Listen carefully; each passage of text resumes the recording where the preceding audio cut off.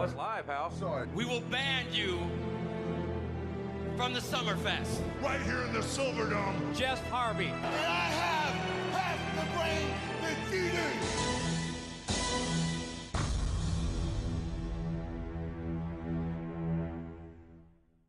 Welcome to the Wrestle Hunks Podcast, a podcast where three hunks get together and discuss some of the very worst things you can find on the WWE Network, and the only podcast that respects Baba Tunde. I'm your host, the Mordecai of Microphone, Brandon Marlow, and as always, I'm joined by the hunkiest hunk, Brody Price. Touchdown, Tom Brady. Yeah, sports. Yeah, it's relevant. Good stuff. Throw the touchdown. The only best game I've pretended to watch ever.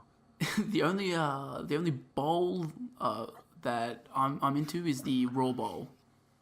Oh, I like the Fiesta Bowl just because it sounds cool. You know it. And the other voice you hear is the IMDb of wrestling, Nathan Marlow. Monsoon 5 was good. I think you mean Halftime Heat was good. Oh, that was the best. I actually watched it. I kind of watched it live in the cafe. I watched that live instead of I had the halftime performance on in the background, but Seemed a lot more interesting. My attention was on Halftime Heat. It was actually a pretty good match. It was lit. Let's be honest. Those men tore it down. They did, and I love that they had it in the Performance Center. It was lit. It was so good. Unique setup. There was I don't know. Did you notice some of the people that were in the crowd? Yeah, I know. They had a close up of Oni Lorcan, so I noticed that he was there. But someone screen capped one of the crowd shots, and there was a whole section of just NXT people. Yeah, it was pretty cool. I think, according to Twitter, Chelsea Green was cooking barbecue and shit before it for the people. It must have been lit. It actually seemed like a pretty day. Yes, that was the other day. Yes, because it was pre-taped, and yeah, there was a picture of Chelsea Green. So yeah, it actually took me a few minutes to realize this isn't Full Sail. This is the Performance Center. I was like, why is there this big Performance Center fucking thing on hard cam? It looked good. It did. It was refreshing. They did a good job. So the Wrestle Hunks Podcast is again brought to you by a sponsor, and our expert Hulk Hogan is back again to tell you a little more about it. It's the Hulk Hogan Grill, brother. Now you can grill everyone in the business to perfection every time, dude. I love me some juice, and this gives me enough juice to stack up to even test, dude. No more playing around, Sid. Fuck you, dude. That'll do. Do you guys ever see that, the old George Foreman grill? Yeah. That's it. Apparently Hulk Hogan, got offered that first. He did, and he said it wasn't worth his time. Turned it down for his pasta maker. And by the time he said yes to this, it's way too late. It's fuck, that's... Hulk Hogan didn't miss the boat with a lot of things in his career, but that's definitely one. He's not the king. He's not the king of products, that's for sure. But as we've shown on the show. As if Hulk Hogan needed more money, That's true. During his run on top. He can let George Foreman have the grill money. So, this week we are reviewing Royal Rumble 1992 in honour of this year's Royal Rumble event. Our Royal Rumble 1992 dominated the weekly poll with 42% of the vote, with Royal Rumble 2003 being the only other genuine competitor on 32%. And it seemed nobody wanted to watch the 2015 Royal Rumble. I can't imagine why. It was a great Royal Rumble that I remember fondly. Yeah, it was one good match, so...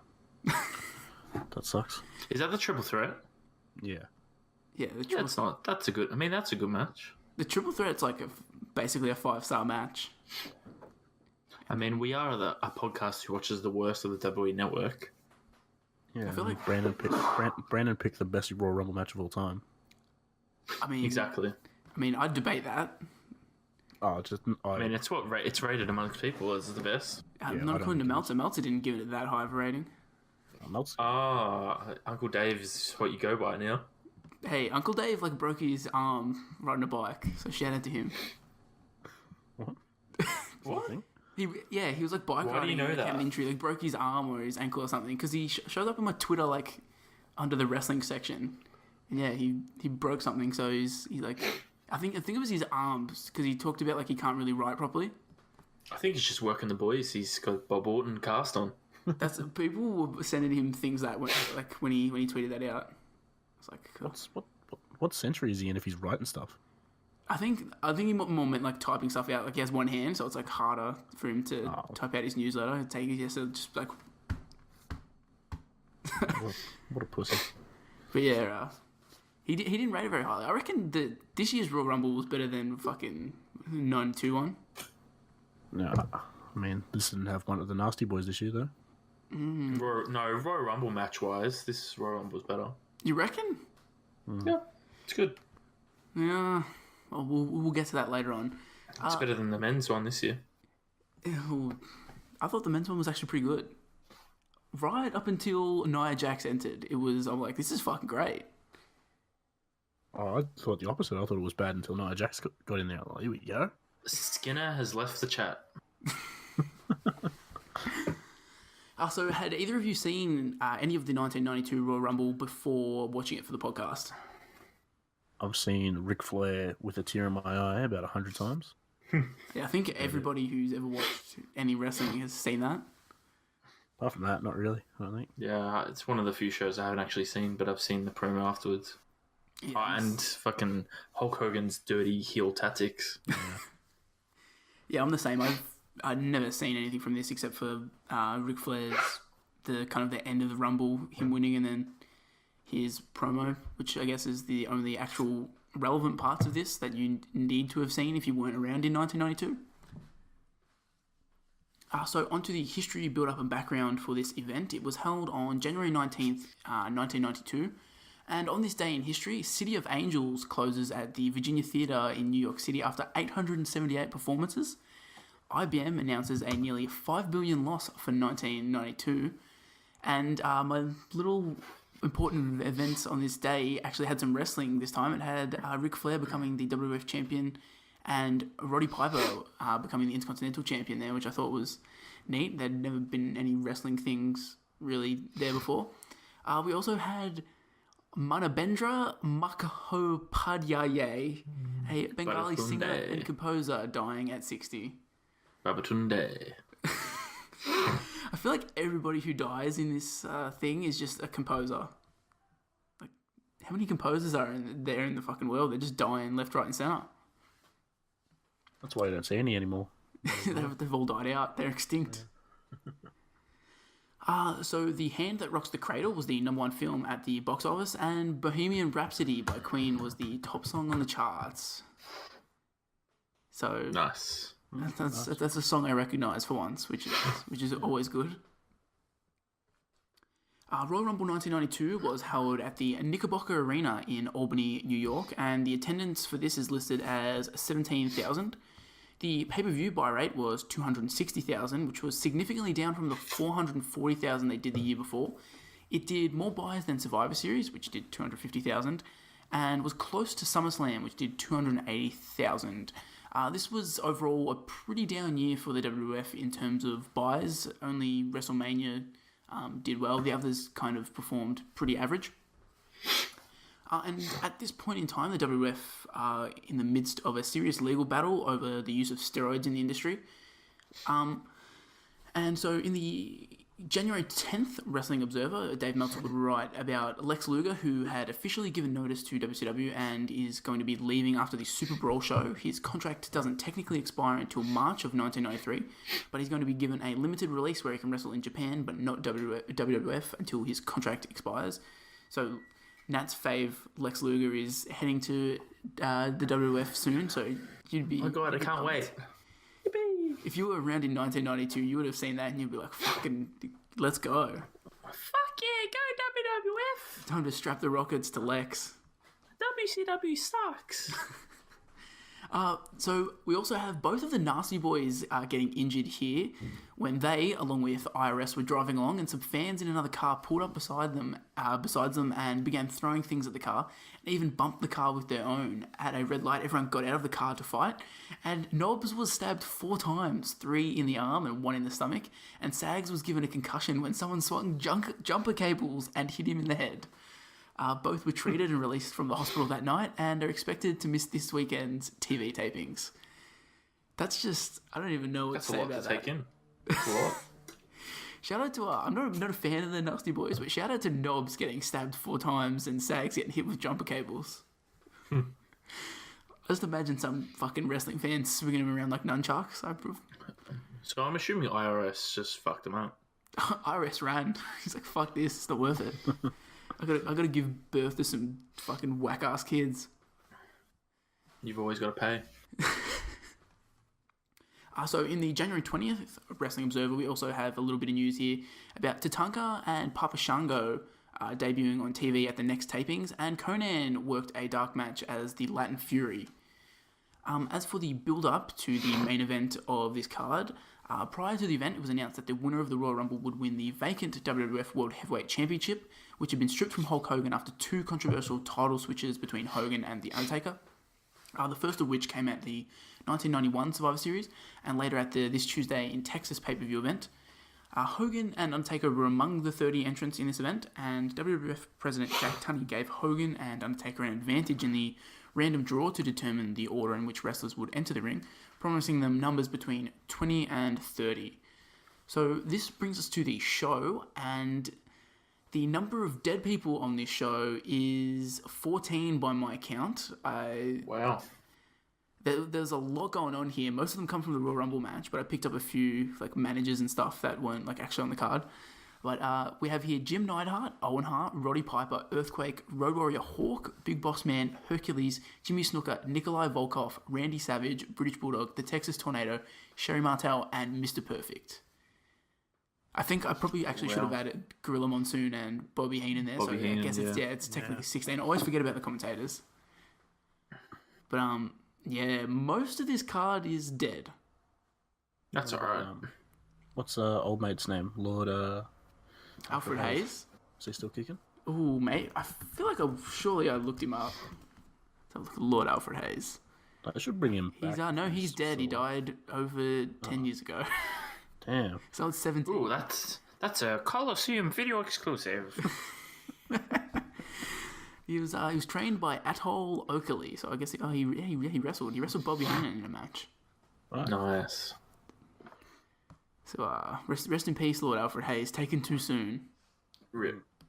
At whatever Have some age. tea. Fuck, he was born in 1928. Oh, have some tea at the wrestling ring in heaven, mate. Pour some tea out for Lord Alfred Hayes wherever you are. So Put your pots out. Before the actual show started, Chris Walker defeated the Brooklyn Brawler, but Nat's changed that to Moscow Brawler, and that's thrown me for a bit. Moscow Mauler. In a dark match, and this gets a dud rating from Meltzer, so I'm assuming Meltzer was actually at the show for this. Because he's rating dark matches between Chris Walker and the Brooklyn Brawler, which I would not expect. Didn't have a hard on for Japanese wrestling yet, or? There was a break in the Japanese wrestling that week, so I was like, I might head down to see the Graps in New York, see how they do it there. Respect to Meltzer. And then it opens up with Chris Walker and the Brooklyn Brawler, and he's like, I don't know about this. I think I might get on the next flight back to Tokyo. Yeah. I'm getting on the Orient Express.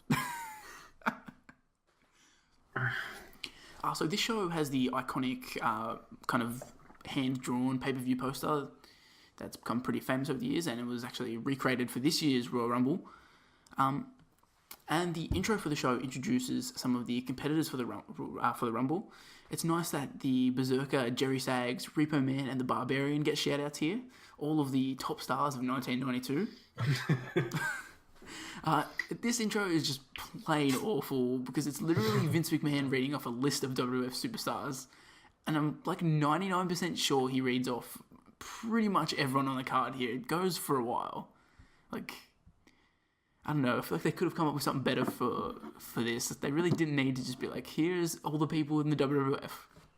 I want to see this brought back next year instead of like a video package of the matches that are going to happen in the Royal Rumble. I just want Vince to be like, oh, there's Apollo Crews and stuff like that. Like, that'd be fun. Zack Ryder.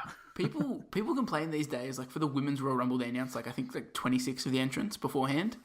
Fuck, imagine if this was around these days where they just read off every single person in the match. They'd be like, fuck, I wanted to be surprised that the Berserker was coming in. And before we get into the actual show, I just wanted to just give a shout out to when pay-per-views only went for 2.5 hours. That's back when they didn't have any Those were time. the days. Fucking this pay-per-view was half an hour longer than the kickoff show for the Royal Rumble this year. It's not even as long as a Raw. Yeah, when if you take like just Raw, like the stuff that gets shown, until like about a month ago, Raw used to go overtime to like 2 hours and 20 minutes. So it's basically the same length. So after we get Vince's intro, we see Gorilla Monsoon and Bobby Heenan, who are on commentary for the night, and Brain predicts that Ric Flair will win the Rumble, and he basically will not stop bringing up Ric Flair from this moment onwards. He has a mention like every 2 minutes. But for our first match, we have the New Foundation, which is Jim Neidhart and Owen Hart, defeating the Orient Express, which is Kato and Tanaka, via pinfall in 17 minutes and 18 seconds. And this gets 3 3/4 stars from Dave Meltzer. The Rocket on the top turnbuckle. And there's the rocket launcher. Sayonara, baby. It's over. So one of these Japanese boys comes down to the ring wearing a Spider-Man mask. I don't know whether it was Kato or Tanaka, but it was weird. And the other just wears a nice shirt and pants. No real coordination between these cats. There's coordination between the New Foundation though, because Owen and Jim are just rocking some heavy 90s fluoro gear. I was expecting them to be wearing the classic pink and black, but no, they just come out full neon colours. It's very bad gear. Yeah, it's not great. I mentioned it in my notes. Their gear is just absolute garbage. I don't know why they're wearing this. Owen looks especially terrible because he has his pulled up to like past his belly button, but like halfway in between his tits. And it looks It's really, really high pants. It looks so uncomfortable for him. Like he's doing all these like high flying moves, and he's just got these weird kind of baggy pants. During the actual match here, they announced that Marty Jannetty and Brian Knobbs are out of the Rumble. Jannetty is out because he jumped through the barbershop window like a coward. And I'm pretty sure Knobbs is out because he got stabbed. They really could have just left that out. Yeah, they really didn't need to point out. Like, no one was going to be asking where the other half of the Nasty Boys was. Where's Brian Knobbs? Dad, I thought he was going to win. It's impressive, though. Like, Knobbs, I mean, he got stabbed, so you expect him not to be there. But Sags, he just fought on with that concussion. Jumper cables couldn't hold him down. We live in a different time. Hey, these days, you'd be out for 4 months. They'd give him his own talk show, like Alexa Bliss. Well, back in those days, you can bloody lick kids and have concussions. There was no regulations in the crazy land of 1992. So during the match, we get Owen Hart trying to unmask Tanaka, which is generally a heel tactic, so it was weird seeing that here. And down the stretch of this match, Owen gets double Irish whipped into the corner where Mr. Fuji's cane is set up, which snaps it in half. But this doesn't really matter because the New Foundation still win via the rocket launcher. What did you guys think of this match to kick off Royal Rumble 1992? I really like this match. Really thought it was good. Tag team wrestling. I know Vinnie Mac doesn't like it, but I do. And I'd be just showing him this one, being like, Vince, what are you doing, mate? We can have great matches on pay-per-views if you have the tag teams. Let them do what they do.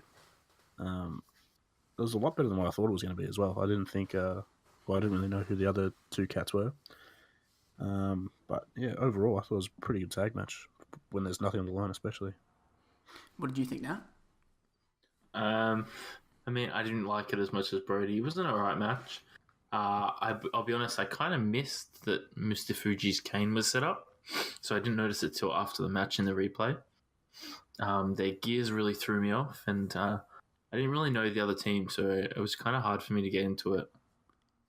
But of course, the Japanese guys, Meltzer liked it. 17 stars if it was in Tokyo. Yeah, like, I had no idea at all about the Orient Express. This is my first time ever seeing them. So I was like, I don't know what to expect from this match.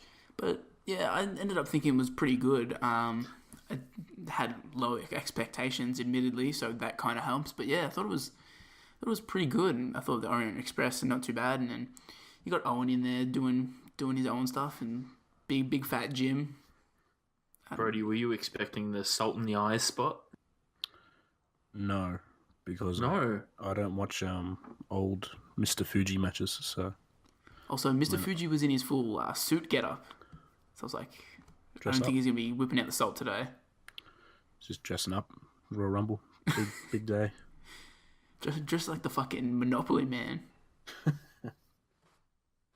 I wanted to point out here that fucking every team in the 80s and 90s had Express tacked onto their name, and I don't know why. I'm not sure what an Orient Express is. Like, what the fuck is that? I don't know, but I like it. They need to bring back some more Expresses. Bring it back, like just every tag team, the Heavy Machinery Express, like yeah. Oh, yeah, we're talking. Or the brothers. The Usos Express. Also, Otis Dozovic, speaking of Heavy Machinery, is kind of built like Jim Neidhart. I had that thought here, and I'm like, I mean, Jim's got more of a neck than Otis. he does, but they're kind of similarly built, just fucking big, kind of fat dudes. They're actually kind of strong. I would have lost it if Jim Neidhart just shouted out, "I'm coming!" Jimmy, tiki. Oh we. And kind of my final two notes can be clumped together. Owen Hart does a lot of before his time shit. Like, it must have been mind blowing to watch him in '92. I remember when what was the pay-per-view we watched where it was basically my first time seeing Owen Hart. Rock Bottom. Yeah, Rock Bottom. We were talking about how we hadn't seen him much. So, like, I think this is probably, like, the second full match I've seen of Owen Hart. I was surprised at just how much high-flying stuff that's kind of the norm these days, but, like, would have been mind-blowing back then that he was doing. Like, I don't expect that from 1992, and here he's just doing crazy shit. Like, his assisted suicide dive, literally, like, it popped me. I was not expecting it at all. That's sort of what I had down. Is like that. This is probably why I like this match so much. Is the stuff that Owen was doing. I thought was really cool, and we don't really see any stuff like that for the rest of the card. So that probably made me enjoy this match more than I did when I first watched it. I think Jim has the perfect role in the new Foundation, where he basically just Irish whips Owen Hart into different moves. Yeah. Like, just keep him in that role, and it's perfect. Just be like, oh, Owen's gonna do this move now. Just whip him into it. He's a real Billy Gunn type operator. So you guys got any final thoughts on the opening match on the card? No, just solid tag team wrestling. What about you, Nat? Let's move on from these guys' gear. It's hard to move on from that gear. It's kind of blinding. So after the match, we cut to Lord Alfred Hayes, and we see footage of the Mountie winning the Intercontinental Championship and beating down Bret Hart after the match. Roddy Piper comes out to help Bret, but he ends up getting hit with the belt, which kind of sets up our match later on. We then go to Sean Mooney, who's with the Mountie and Jimmy Hart, and we then cut to Mean Gene, who's with Roddy Piper. And Piper's promo here is actually pretty fucking great. Homeboy had to have done a line of cocaine before it. He's fucking absolutely off his chops, but you know what? It works, so... Who's not? As I tweeted out the other day, bring back doing a line of coke before cutting your promo. Exactly. Could you imagine just like next time they open up Raw with fucking, I don't know, Baron Corbin or something, he's just snorted a line and he's just fucking full running back and forth, just screaming whatever comes to mind. Oh, imagine Otis on cocaine. Oh, Jesus. Ducky. Busts out the caterpillar. Pretty lady.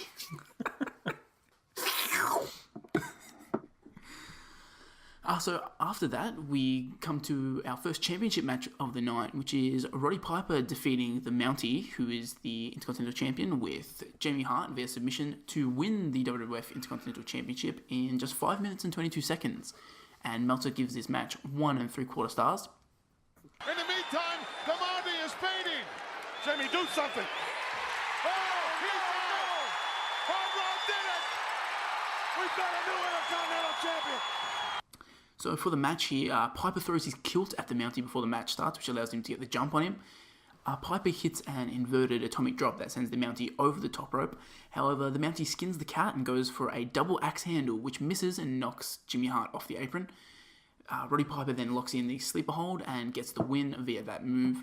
And after the match, he uses the Mountie's own taser stick on him, which kind of just makes a cartoon sound effect. And fun fact, this is actually Piper's first ever championship win in the WWF. What did you guys think of this match? I didn't think it was that bad, but I didn't love this match. I only have one note, and I just looked at your notes, and it's very similar. I said that Ronda Rousey's dad has great hair.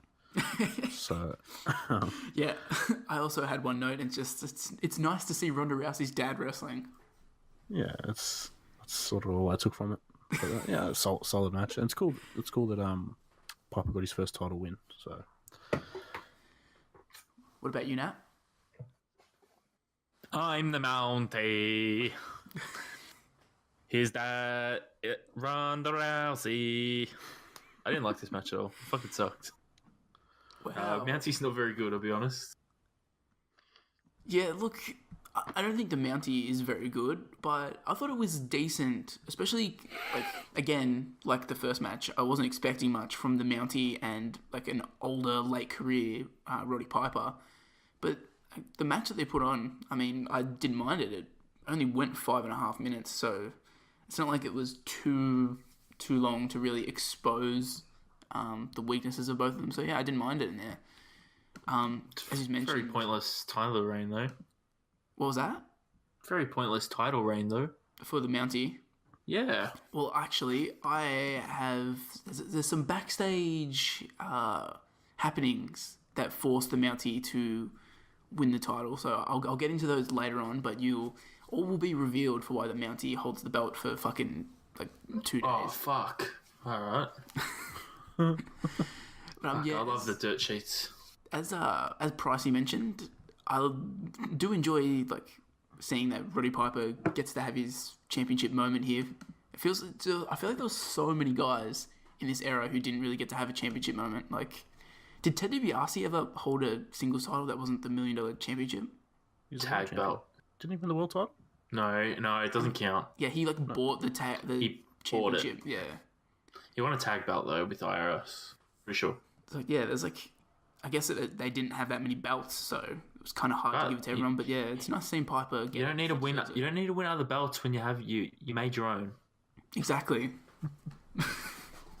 Especially when it's made of gold and diamonds.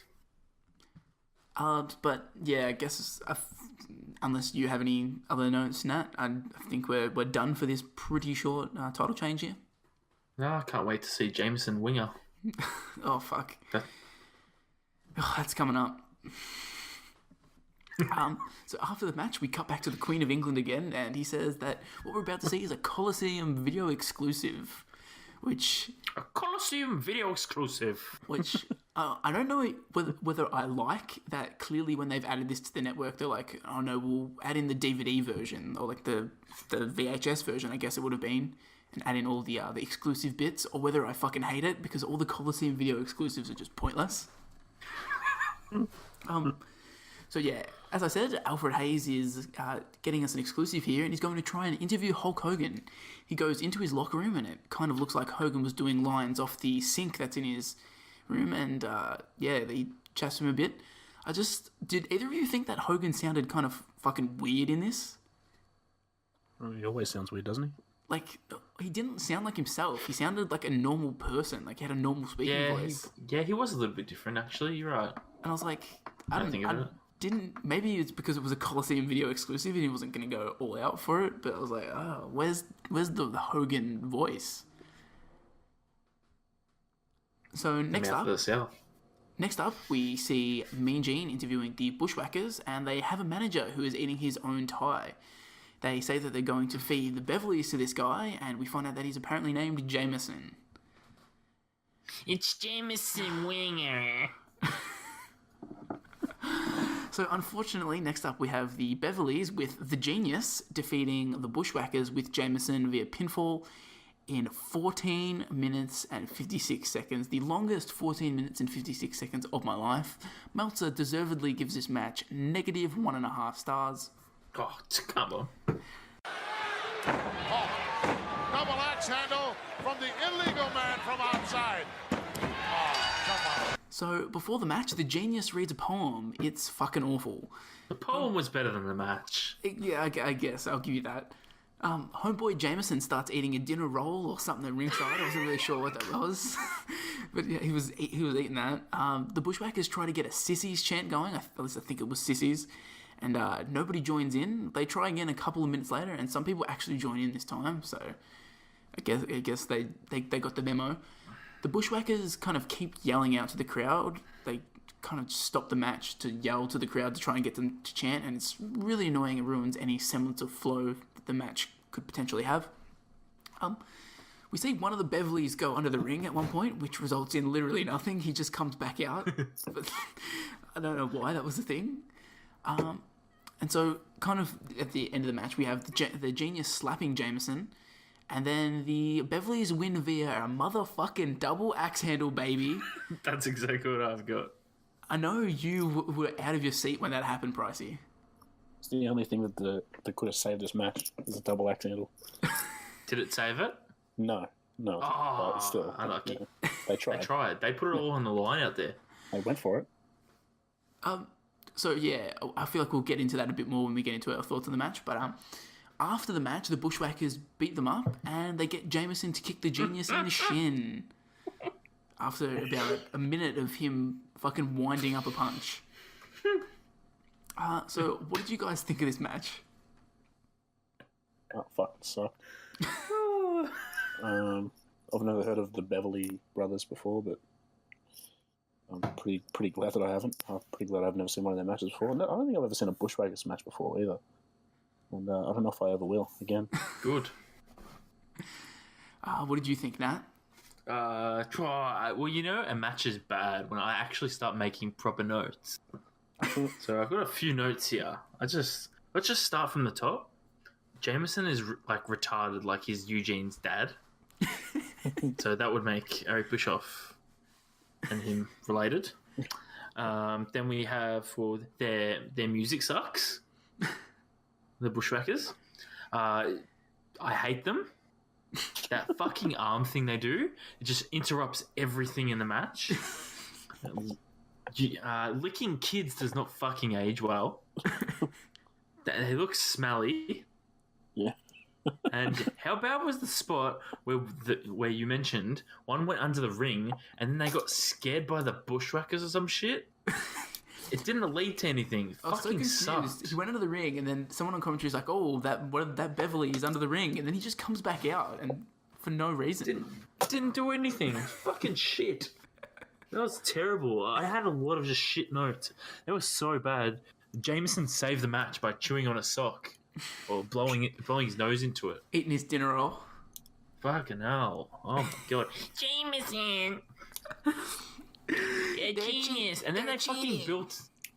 They're cheating! And then they built up the fucking punch, like, oh, the Genius is going to get his comeuppance. Oh no, he gets kicked in the fucking shin. That's it. Send him home happy, folks. Fucking kick him in the shin. Fuck me. That's shit. Fucking lucky to get 1 star. I don't think that's one of the worst matches we've watched. That might be the worst match I've ever seen. Like, it's just shit. I don't know how it got 1.5 stars. Maybe because the Beverly brothers can actually work. It got minus 1.5 stars. Oh, there you go. Well, fuck, that's deserved. Fucking Meltzer wasn't blind there.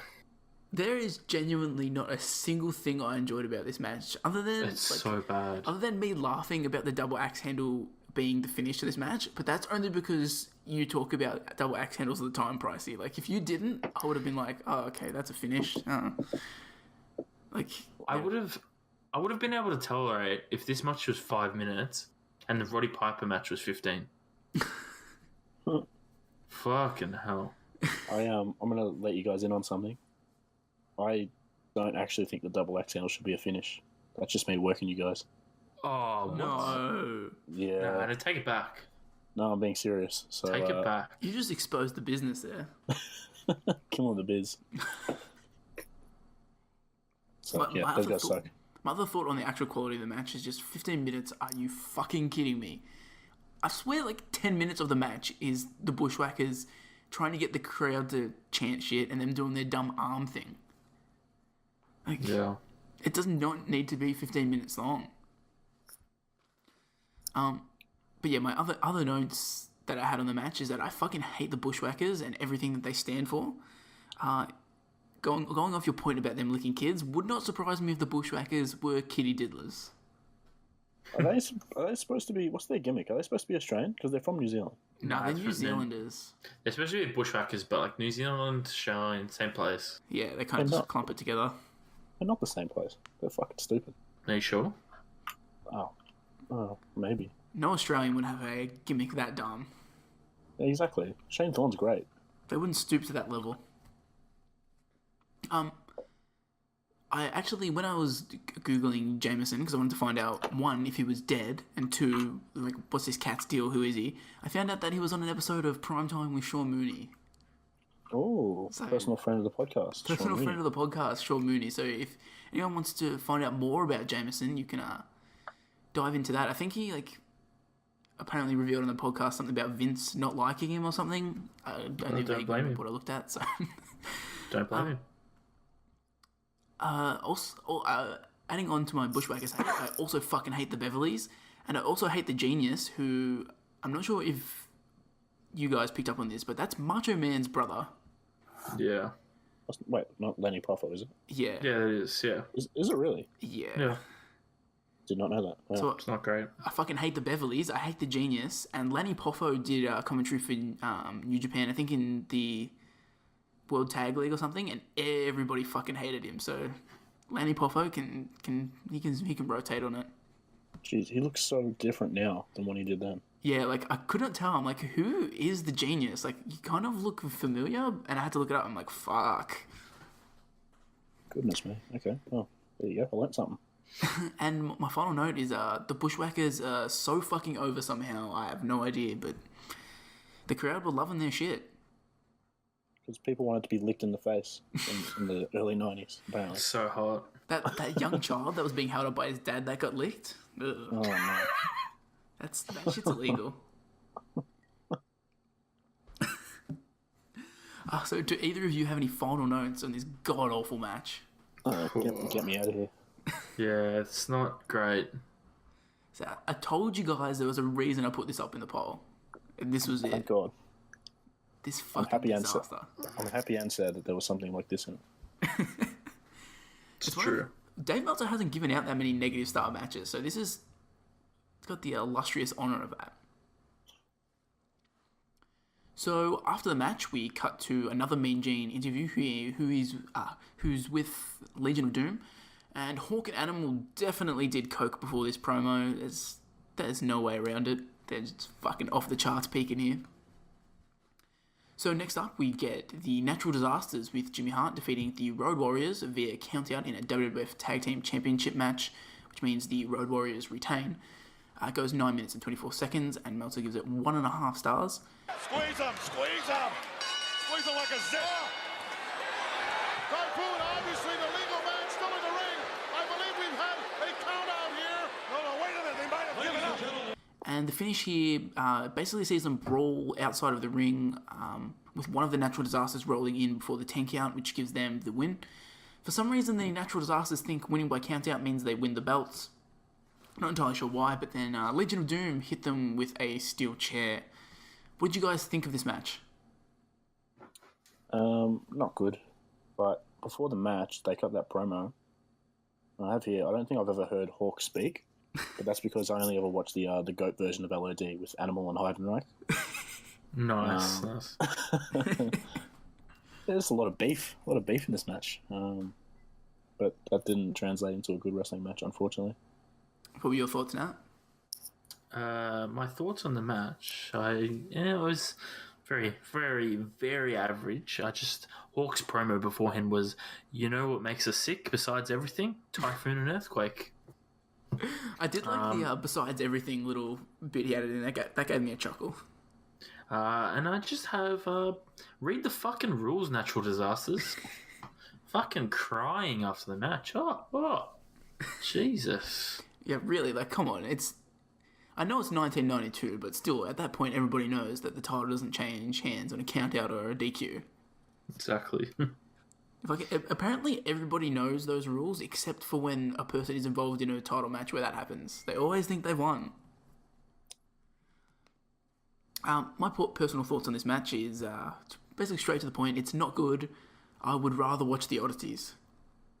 Oh, come on. The oddities were actually entertaining. Exactly. That's why I would rather watch the oddities. I don't want to watch fucking this dumpster fire match.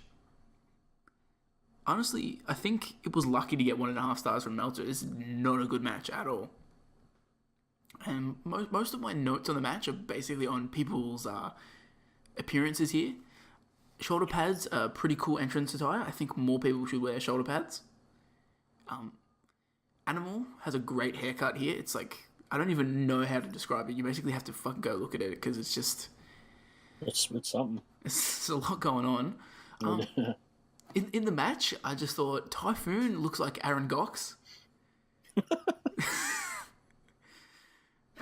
So yeah, if I see it. If you're a fan of niche Australian comedy, you would get that reference. But yeah, 100% Chucky Milkjunk. Typhoon looks like Goxie.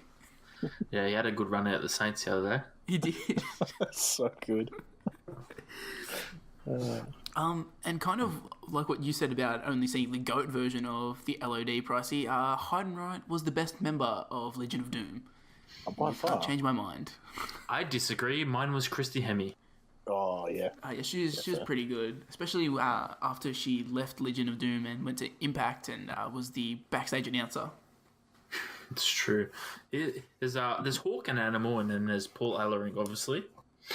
And then there's Sonny, Christy Hemme, Power Warrior, Heidenreich, Droz, and Crush. Oh, fuck, and I tried to go through the history. Yeah. I tried to go through the history. I couldn't find where Crush was in, but Crush and Droz. I know about Droz. At the same time. Oh, okay. I'm pretty sure. Oh no, here we go. 96, 97? Crush was with Animal when they had tag matches in Europe. Ah, okay. Did they just put him in fucking Hawk's face paint and pretend he was Hawk? Probably. Yeah, probably. And Power Warrior was when they had 6-man tags in Japan. Who the fuck is Power Warrior? I'm gonna go on him right now. Kensuke Sasaki. That sounds like a name I've heard. I think you mean Kenzo Suzuki. Well, might as well. Do you mean Enzo Amore? Fucking cup of haters. Can we talk about the chair shots at the end of the match?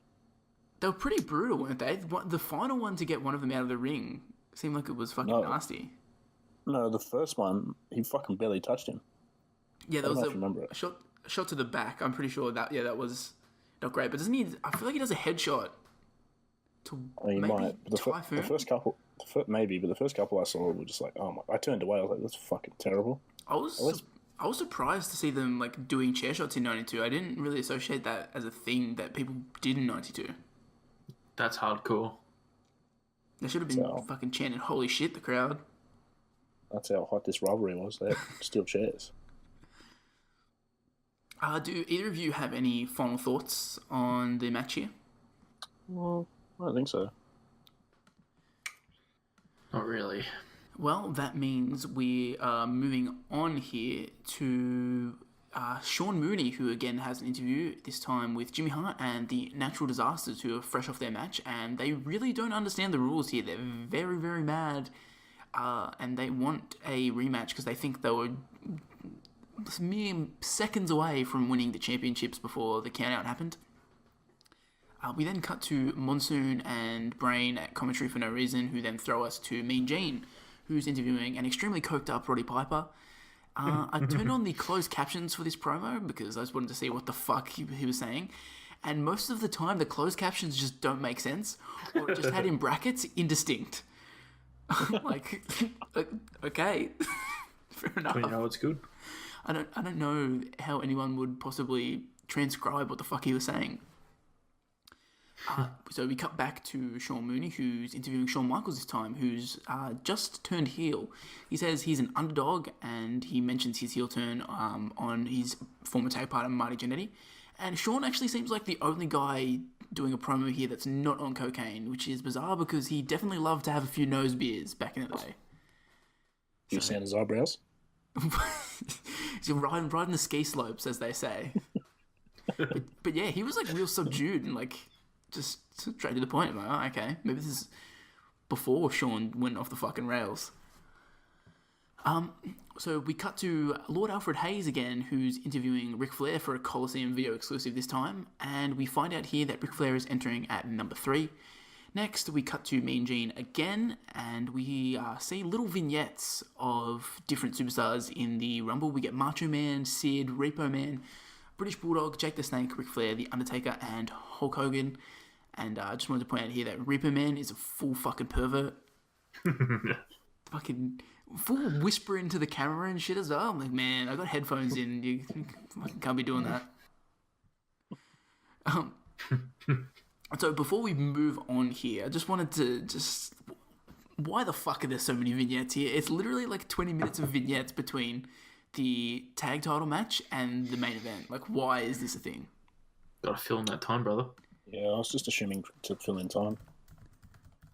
Like, I mean, they could have extended Piper Mountie or something. I didn't need the little sidebar of fucking notes from Repo Man and Jake the Snake and shit. Like, I think you did. I think you need to know that they are...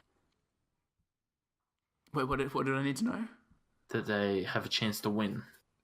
Yeah, some of them actually, to be fair, were not too bad. Like, I feel like Jake the Snake and Macho Man kind of gave me decent background on like their little feud that was going on, but like, I don't really need the Undertaker being like, oh, Paul Bearer's there saying we've got 29 hearses lined up. Cool. That's a lot. Also, like, I mean, the Undertaker's not going to have to go through 29 men. He's not going to be in there for that. He's between 20 and 30, so... That's one of my pet peeves about the Royal Rumble, is someone will say, oh, I'm going to eliminate 29 people. He's No, gonna- you're I'm going to gonna- have like 2. I'm going to outlast 29 other men. It's like, well, you're either coming out number 1 or 2, or you're not going to outlast 29 other men. You might come out 30 and have to outlast like 3 people. Exactly. Fucking get your Bunch shit of together. lies. But yeah, that basically leads us into the main event, which means it's time for Nat's Trivia. It's now time for Nat's Tick, Texas Tornado Talk, Typhoon in Between Trivia. I want to know why there's the reference to Nathan Jones in this. Will it be Tick? Or will it be Talk? Or will it be the moments in between where someone fucking dies? I don't know. Just, it fit. Why not? Texas Tornado and Typhoon are a bit boring, so...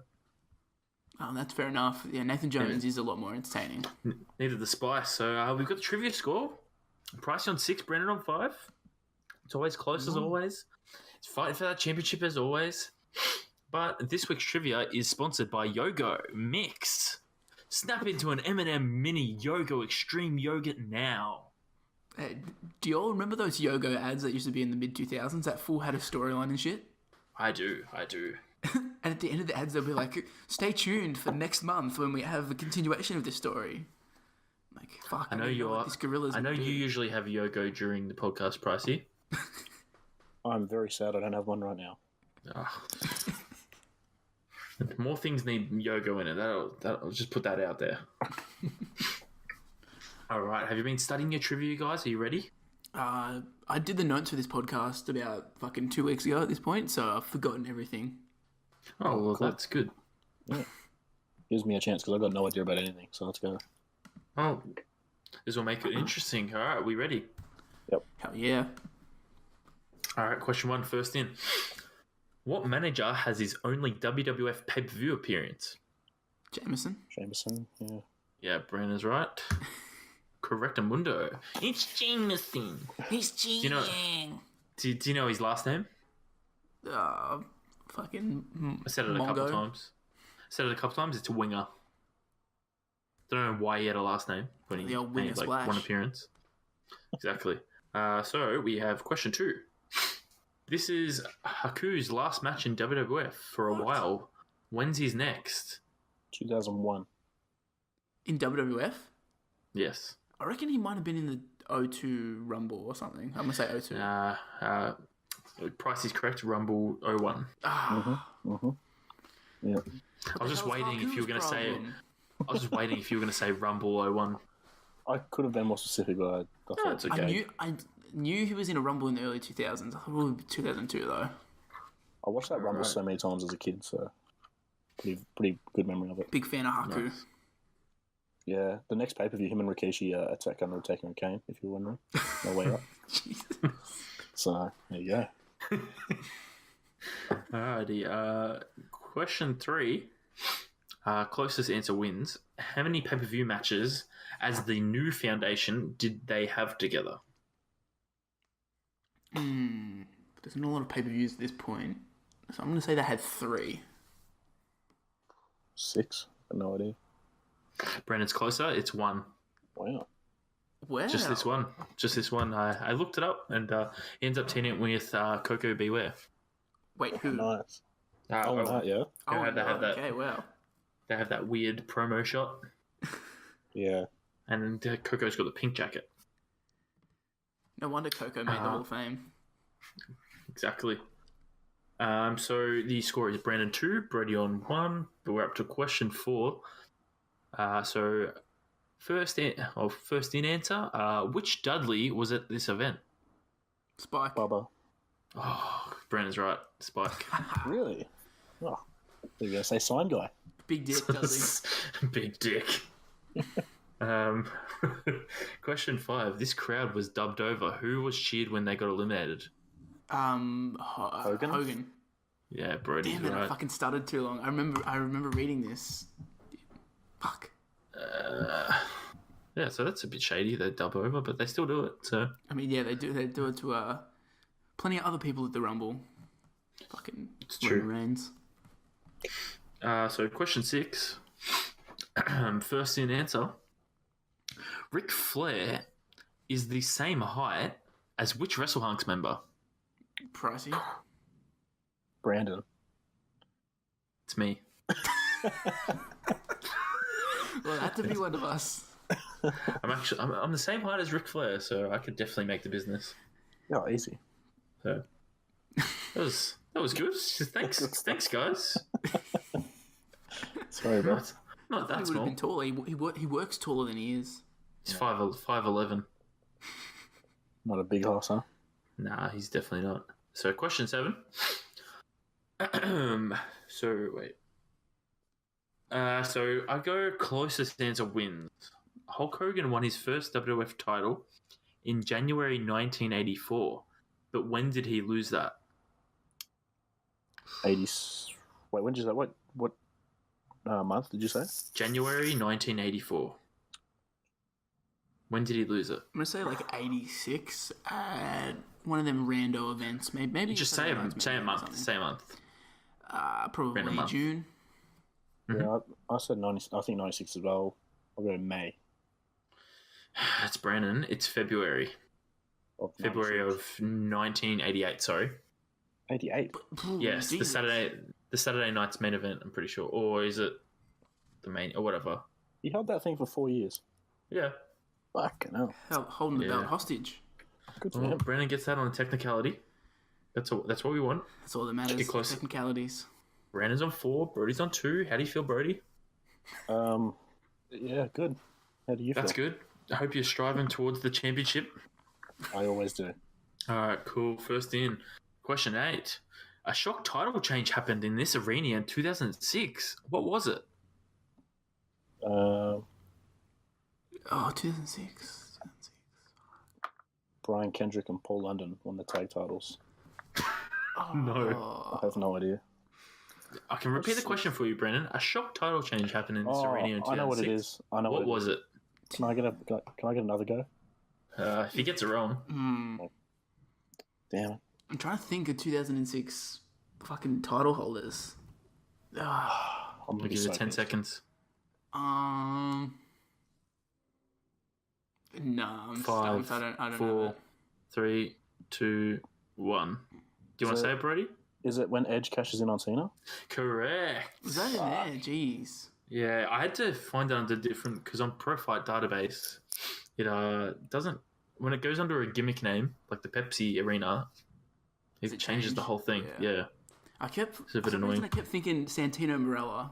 I'm like, no, that's in Italy. He's Italian. That's the whole point. All right. Question 9: Who lasted the third longest in this Rumble?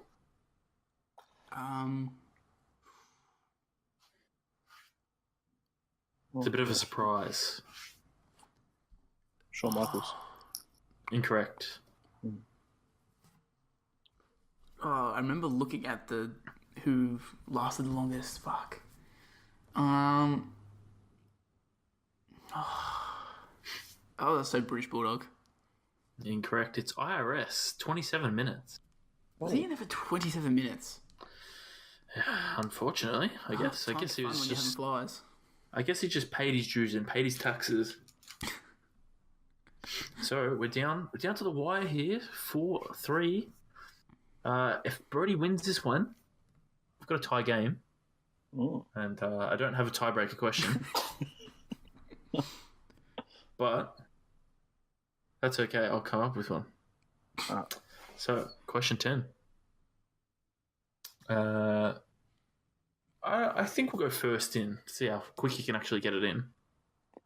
Why was the World Championship vacant here? Well, Brandon said it before. I'm not going to remember that. Hogan and Undertaker. Something happened.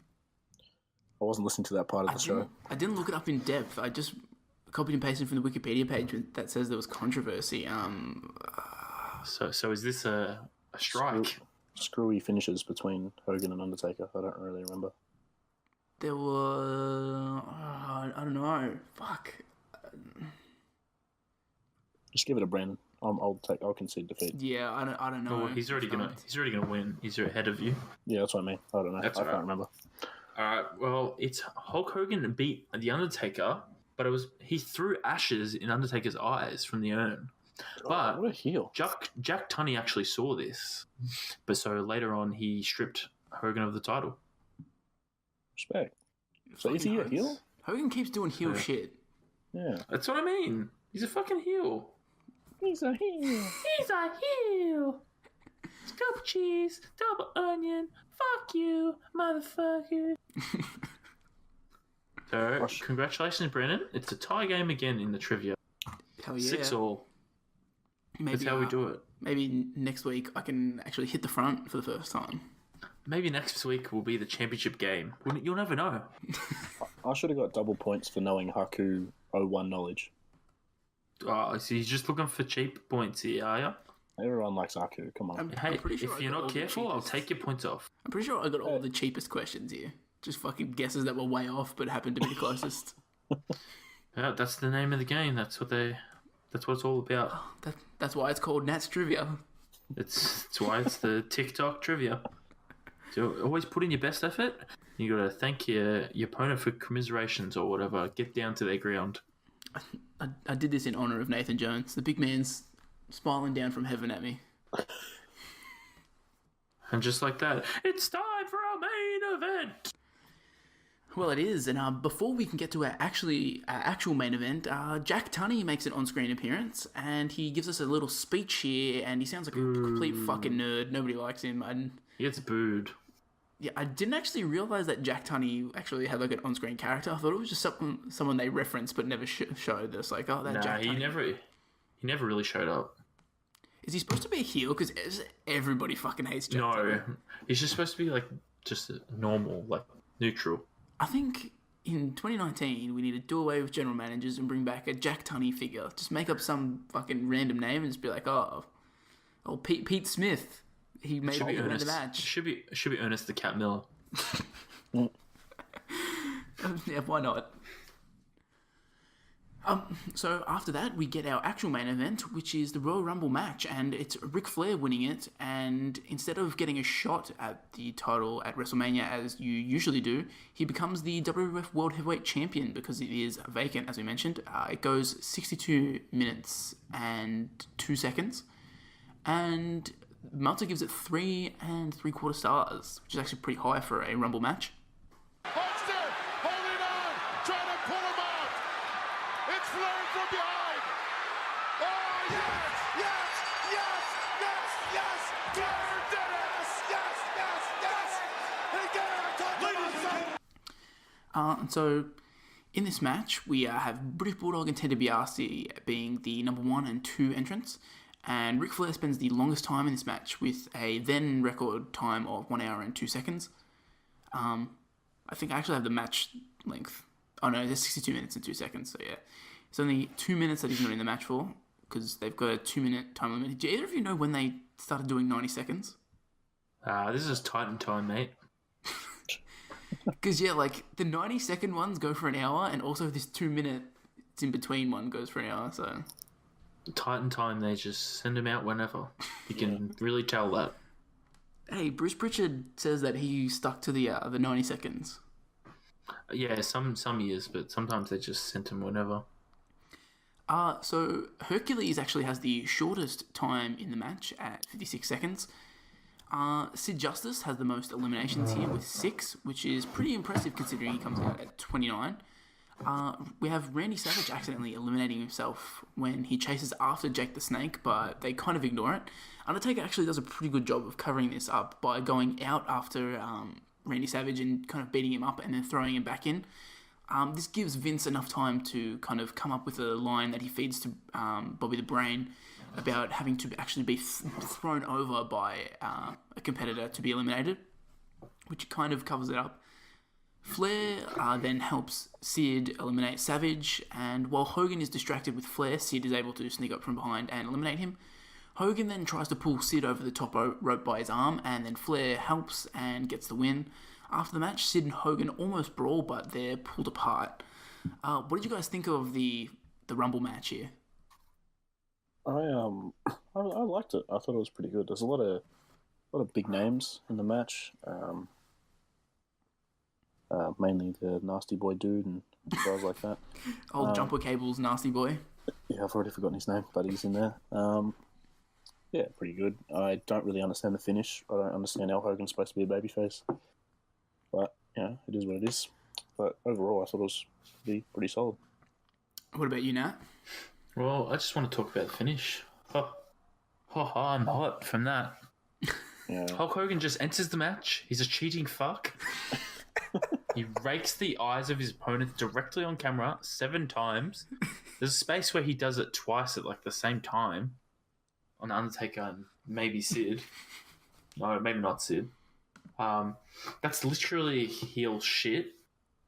And then you got to think, why the fuck did he dump Sid out? Because he sucks? Because he got distracted? Because he couldn't fucking win?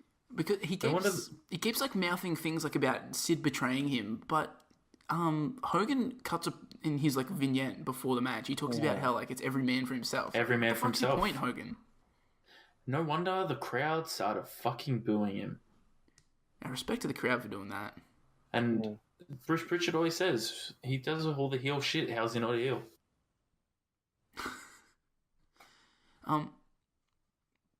Yeah, I'm in complete agreement about the Hogan stuff. My final note on the match here was just, how is Hogan the face? What a dick move to Sid from him. Sid real won.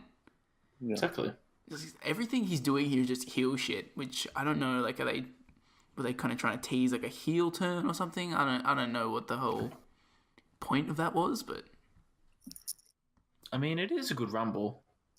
I thought this was a pretty good rumble, and the whole match is like built around Ric Flair, which I kind of like. It has its drawbacks, but I do like that it's a consistent story being told the whole way through.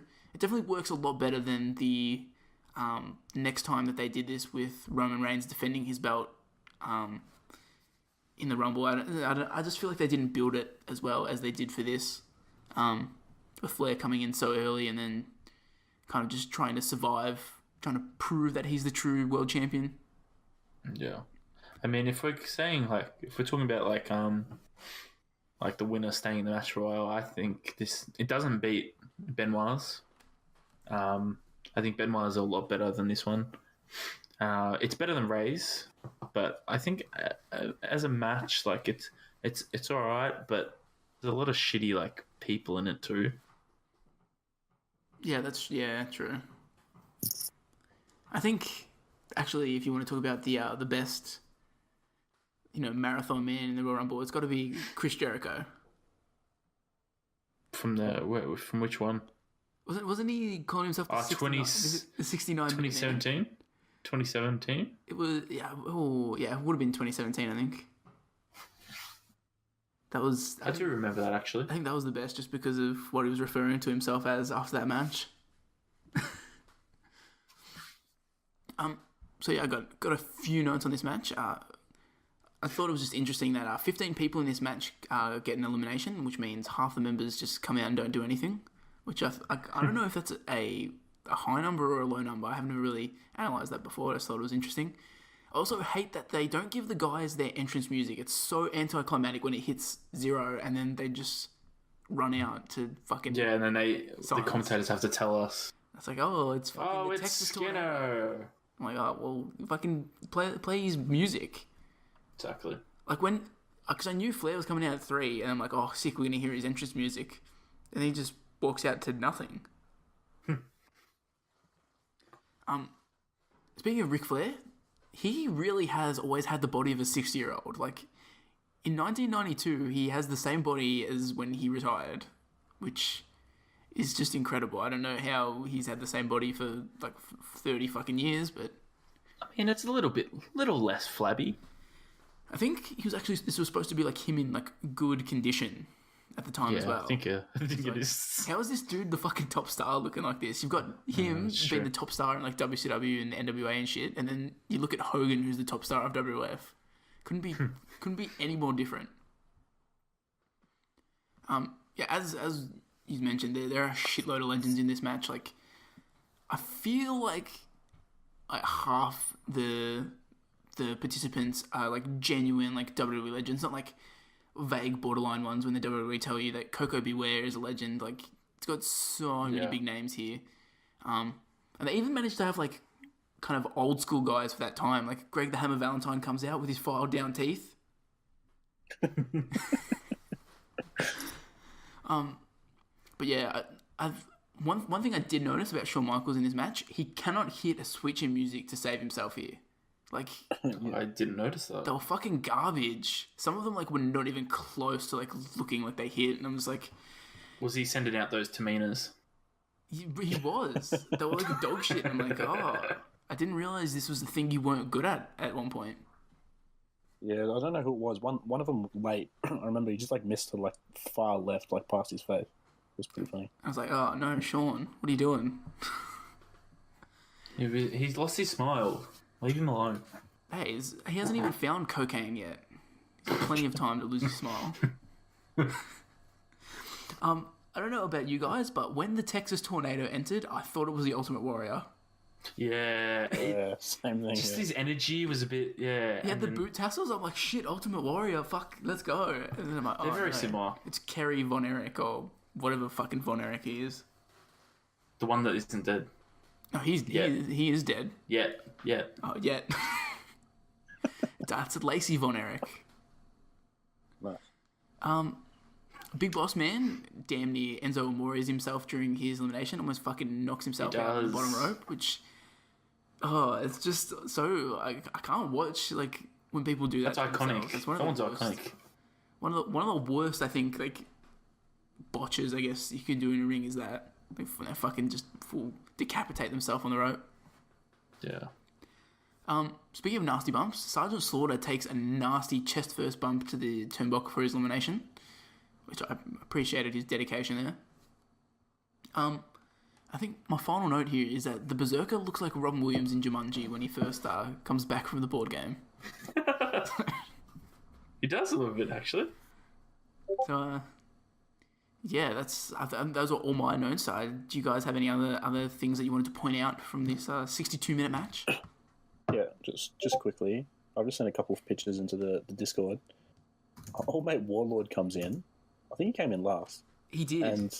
And the only time I've ever seen him is when they showed like the by the numbers thing, and he gets eliminated by like in 1 second or 2 seconds or whatever, he gets eliminated with the record before Santino. I just thought he was like average body, didn't look that great. He came in, he looked fucking gassed. I thought, this boy is huge. Like, I didn't even recognize him. I didn't think it was the same person. You know, he looks exactly like Zack Ryder when he bought the Warlord gear. Do you remember the pre-show the other year? I didn't know he had Warlord gear. No. But yeah, He wore Warlord gear. He looks exactly like Warlord. I was thinking the exact same thing. Like when Warlord came and they said Warlord's next, and then he came in, I'm like, what the fuck? This dude like has a good look in 1992. I was like, this dude kind of looks before his time. I was like, this would be a cat you'd probably see WCW 1999 or something. Yeah. And then, apparently he turned into a fucking joke. I'm not really sure what makes him a warlord in 1992 here. He looks more like a warlord in his famous elimination, but... Yeah, I think it's because he hasn't got his gear on when he was with Berserker. Yeah, there you go. That's Zack Ryder gear. Is that the one now? Yeah, it is the Zack Ryder Warlord gear. Apparently it cost him a lot, and apparently a lot of people laughed at him for getting that. That's amazing. Did he really like Warlord or something? Yeah, one of his favourites growing up.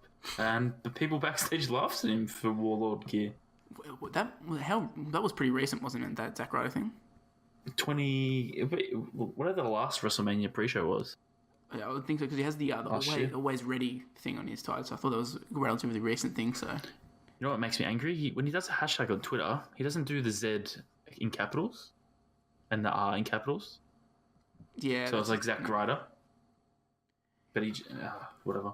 Some fun facts about the Warlord. The Warlord is only 56, and if you want to see a good photo of the Warlord, go to his Wikipedia page.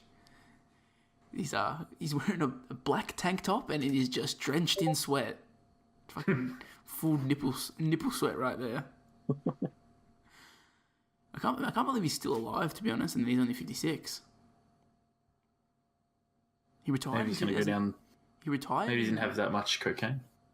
He retired in 2003, but then he came back apparently. As Zack Ryder? Yeah.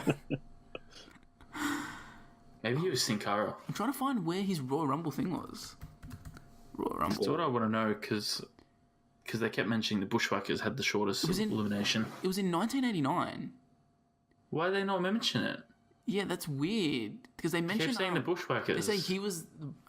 he goes in 1989, he entered the Royal Rumble as the 21st entrant, but lasted only 2 seconds before being eliminated by Hulk Hogan.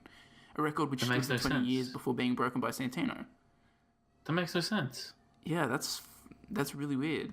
I didn't see that mentioned anywhere. They said it. Definitely didn't mention it. I was assuming it was later on. Like he became the whole telecast. They said it wrong then. They didn't have a working timer back then. They couldn't. Jeez, it's a considerable difference though. Yeah. Yeah, I was not expecting that. That's thrown me. We've spoken about the Warlord a hell of a lot. I wasn't expecting that. Because fucking Zack Ryder. Zack Ryder's fault. Put him over. Oh yeah, any more notes on the match? No, I don't think so. What about you, Nat? No, it was pretty good.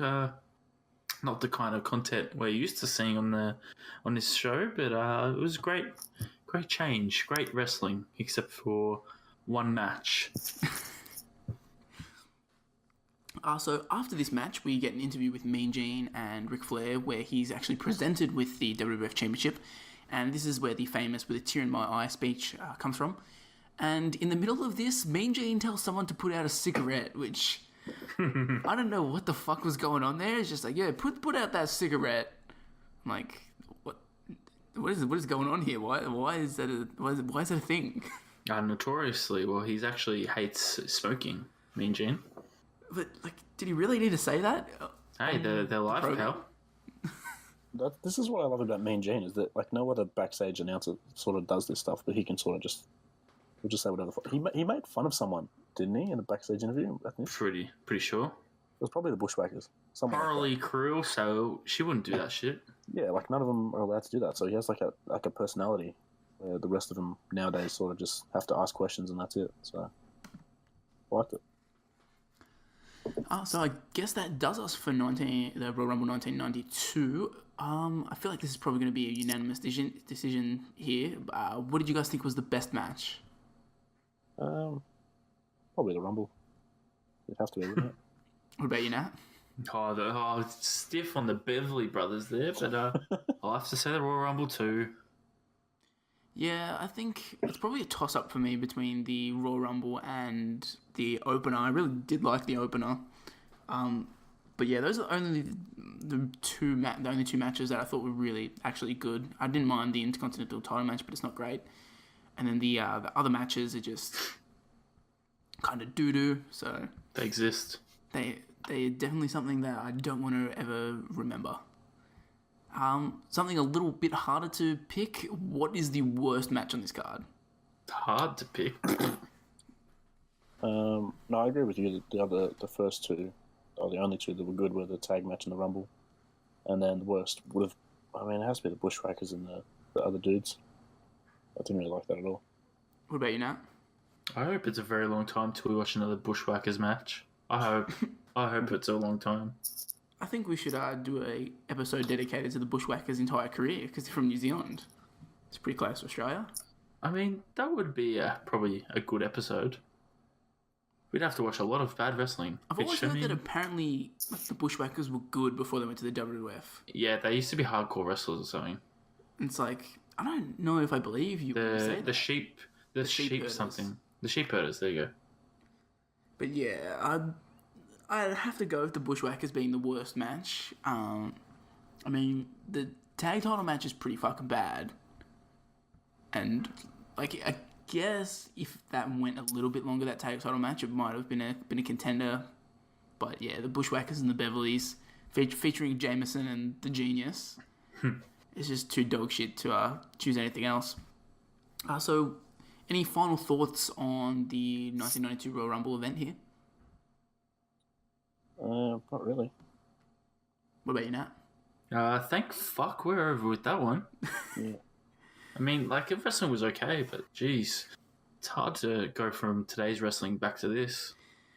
Yeah, I'm kind of glad I didn't grow up in 1992. Don't know if I would have been a wrestling fan if I was watching the Bushwhackers lick people and then the fucking... Yeah, LOD might have changed your... have a dog Might have changed your whole outlook. Maybe I would have been a WCW fan, and then after WCW died, I might have quit wrestling altogether. You cut out there, champ. I was saying, maybe if I grew up in 92, I would have been a WCW fan, and then would have quit watching wrestling altogether once WCW went under. Nice. That's not what we want. So the aftermath of this event, we've got Meltzer's thoughts on the Rumble. And he says, Royal Rumble 92 is in the books, with Ric Flair becoming the first man to ever win the WWF and NWA titles, and setting up an apparent Hogan vs. Flair main event at WrestleMania 8. In fact, last week the WWF shipped WrestleMania 8 posters to Japan advertising that as the main event. The seeds were also planted for a Sid Justice heel turn when he eliminated Hogan from the match, although the crowd actually cheered rabidly for it and booed the shit out of Hogan afterwards. Dave suspects that this will lead to Sid vs. Hogan at SummerSlam, or perhaps they might even stretch it out until WrestleMania 9. I just wanted to say here that this fucking ding-dong doesn't know shit. If you watch the show, it's fucking clearly going to be Hogan versus Sid at WrestleMania. All the reports though were that it was going to be Hogan, I'm pretty sure. But like, I don't know, maybe seeing the posters you'd be like, it's definitely that. But like, how could it be anything else at WrestleMania? Like, the show literally ends with Sid and Hogan trying to go at each other and being held apart. Yeah, it's true. It does make sense storyline-wise the way they did that, but for some reason... I don't know what there was a lot of shit that went on, isn't there? It was supposed to be Flair and Hogan, but they changed it or something like that. I think there's a little bit about that later on, but I don't know if there's an actual proper Actually, yeah, there is a reason for it, so I'll get to that in a little bit. So the January 27th Observer, this has the info that I was alluding to earlier, Nat, about why the Mountie had a 2-day title reign. So the Friday before the Royal Rumble, Bret Hart, with a storyline 104 Degree Fever, unexpectedly dropped the Intercontinental title to the Mountie at a house show. The Mountie, in turn, dropped the title to Roddy Piper, as we have just discussed. In reality, Bret Hart had been negotiating with WCW and agreed to a deal where he would debut at the Clash of the Champions, where he would come out with the Intercontinental title as payback for Vince bringing in Flair and having him parade around with WCW's world title. WCW actually offered Bret a guaranteed contract with more money than he was making with Vince, and so Bret accepted.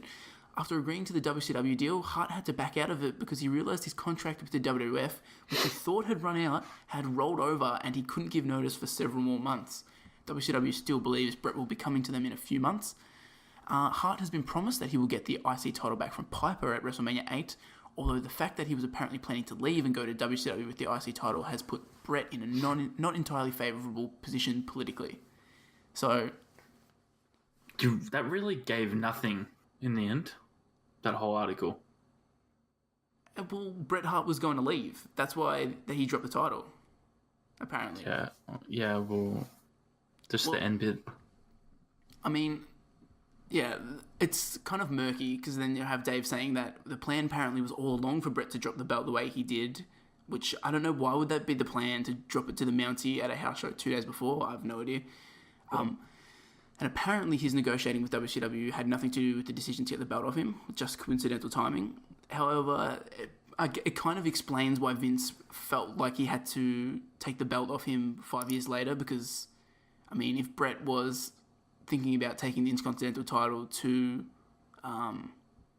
WCW, it's like, why wouldn't he do the same with the World Championship? So, I mean, Bret tells a different story, like a different version of the story in the book, so that he wrote. So, who knows what the fucking truth is? Especially with Bret Hart. Bret Hart, I don't trust that guy. Yeah, I was going to say, I don't trust him either, so who knows? The truth's probably in the middle somewhere, but yeah. I mean, if that is true about him taking the belt to WCW, then it kind of makes the screw job, like, kind of, I mean, more justified. Yeah. Then on the February 3rd Observer, we've got more talk about the main event of Mania. The planned WrestleMania 8 card has been changed internally and Hogan vs. Flair will no longer be happening. The big reason is that Hogan is planning to take off for 5 months after WrestleMania, and thus it wouldn't make sense for him to beat Flair for the title. So instead of jobbing Hogan out at WrestleMania and having a heel leave with the title, they're just not going to do the match. Instead, it will be a double main event of Hogan vs. Sid Justice, who officially turned heel on Hogan at the taping for the upcoming Saturday night's main event special, and Macho Man vs. Ric Flair for the title. On television, they're still planning to announce Hogan vs. Flair, but they will later shoot an angle where Hogan pulls out of the match in order to get revenge on Sid instead. No, they fucking won't. You got some beef with Daddy Dave Meltzer there, nah? Clearly not. Like, it was like Brody said. Like, it was very clear that they're probably going to go Sid. We also have word from Meltzer that apparently Ted DiBiase and Shawn Michaels will be put together as a tag team soon, which that literally never happened. So he's just reporting on a lot of stuff that never happens around this time. Exactly. Too much watching that Japanese wrestling. Yeah, go back to old Japan, mate. It's rotting his brain. What would their tag team name be called? Money and Sunny? That popped you. Oh, that was good. Man, as long as it makes me laugh. So as for the kind of aftermath for the feuds here, the confrontation between Hogan and Sid Justice was played out over a series of WWF programs. After this, on the Superstars program that aired January 25, 1992, President Jack Tunney held a press conference where he announced that Hogan would face Flair for the WWF World Heavyweight Championship at WrestleMania 8. Justice, who was also in attendance and began standing up as if Tunney were about to proclaim him the top contender, was outraged and termed the announcement the most bogus act Jack Tunney has ever pulled off. Sid later apologised and Hogan accepted, but on the February 8 edition of Saturday Night's Main Event, Justice abandoned Hogan during a tag match against Flair and The Undertaker, completing his heel turn and leading to a match at WrestleMania 8. Flair, meanwhile, began feuding with Randy Savage over the Heavyweight Championship. According to the storyline, Flair claimed that he had a previous relationship with Savage's wife, Miss Elizabeth, going as far as presenting pictures of Elizabeth in which Flair had himself superimposed. This culminated in a title match at WrestleMania 8. Savage won the match and his second and final WWF World Heavyweight Championship. So, that was the lead up to the main event, there's some other matches on the WrestleMania 8 card include the Bushwhackers defeating the Beverly Brothers, because that match was so nice it had to happen twice. To be fair, it was a dark match though. Oh, that's okay then. This time, Didn't have to sit through it. they only go 10 minutes. Oh, that's okay then. And just to show like how dog shit WrestleManias used to be back in the day, we had Shawn Michaels opening the show defeating Tito Santana, just a throwing match. Undertaker defeating Jake the Snake in 6.5 minutes. Bret Hart wins back the Intercontinental title from Roddy Piper. Big Boss Man, Jim Duggan, Sergeant Slaughter, and Virgil defeat the Mountie, the Nasty Boys, and Repo Man. Randy Savage defeats Ric Flair for the World Heavyweight Championship in the 6th match on the card, which I don't know how that was the 6th match on the card, because after it, you get Tatanka defeating Rick Martel, the Natural Disasters defeating Money Inc., which is Erwin R. Shyster and Ted DiBiase, who are the tag team champions. Owen Hart defeats Skinner in 1.5 minutes in the 9th match on the card, and then Hogan defeats Sid Justice by DQ. So, I don't know if is that supposed to be a good WrestleMania or... I doubt it. It's supposed to be not a bad one. It's like a very average one. It does look pretty average. Just like, there's a lot of matches on that card that seem like they don't have a lot of build to it, or they're just going to be straight up dog shit. We're on the road to WrestleMania right now, Brandon. So if you want to watch that one, keep that in mind, and we might review that in a couple of months. Yeah, that might be a contender. Absolutely. Because it's from the fucking olden days. Apparently, Twitter loves the olden days, so they'll just vote for it. But yeah, I guess that kind of does it for this chapter of the WWF. Thanks for listening to the Wrestle Hunks Podcast. You can find the show on Twitter and Instagram at WrestleHunksPod. I'm on Twitter as @SourceMarlow. Pricey is on Twitter as @EvilBrodyPrice. And Nat is on Twitter as @NathMarlow. You can also find the show on iTunes, Stitcher, YouTube, all services that support podcasts. And feel free to rate us on any of those platforms. This brings us to the part of the podcast where each week we suggest a show for us to cover for next week's episode that gets put up into a Twitter poll. And this week I thought, because next week we'll be recording on the 11th of February. Had a look at what had been happening around that time in wrestling history. So I've thrown up WCW Thunder from February 12th, 2001, and it's AJ Styles' WCW debut here. So I thought that would be interesting to watch. I'm pretty sure Thunder in 2001 is only an hour, so we don't have to worry about 3 hours. Oh, thank God. But yeah, it's Thunder in WCW's last year. It has to be fucking absolute dog shit, so I don't think we can go too wrong with that. Pricey, what are you throwing up for the poll? Sort of like you, it's going to be towards Valentine's Day, February. So I've gone with the St. Valentine's Day Massacre in 1999. That's where Paul White debuts in the steel cage match, Stone Cold versus Mr. McMahon. There's also Mankind and The Rock in a last man standing match for the title. And the match that I'm very interested to see if it gets up is Gold Dust versus Blue Dust. I didn't know that was a thing. So Who the fuck is Blue Dust? Blue Meanie. Oh, Yeah. really? Okay. So I'm intrigued by that one. So hopefully that gets up. I just want to watch the debut of Paul White. It's Paul White. So Nat, what have you put in the poll this week? I'm going to go for the Way Out 2000 pay-per-view, as it's in February. So let me one sec. So we got the main attraction. We've got Eddie Guerrero versus Brock Lesnar for the WWE Championship. A half an hour match there. We've got a Kurt Angle, John Cena, and Big Show match. There's even a handicap match for the tag titles with the Basham Brothers and Shaniqua versus Rikishi and Scotty 2 Hotty. Right. Wow. And even the great match of Jamie Noble versus Nidia. Oh, that's the... The blindfold match, yeah? The blindfold, yeah. Just a singles match here. Oh, that's boring. Maybe they had multiple matches? Oh, I hope so. Maybe they did. And it looks like a very average show. It's Hardcore Holly versus Rhino just packed in there randomly. Good stuff. So we got a wild card. I was about to ask. We have the wild card option. Do either of you have any suggestions? No Way Out 2008. You gonna just chuck in another No Way Out? Oh, I don't know. Just what do you think? What are you thinking? Well, I looked through our Google Doc with episode ideas, and it just came across Over the Limit 2011. I've just had a look at it, and there's some interesting matches here. Ezekiel Jackson defeats Wade Barrett. Oh, that's bad. Put it on straight away. Disqualification in the Intercontinental Championship match. That's bad. Put it on straight away. We've got Brie Bella, who is Divas Champion, defeating Kelly in a match that gets 3/4 of a star from Dave Meltzer. Oh, they tried. We also have Jerry Lawler defeating Michael Cole in a Kiss My Foot match, which also gets 3/4 of a star.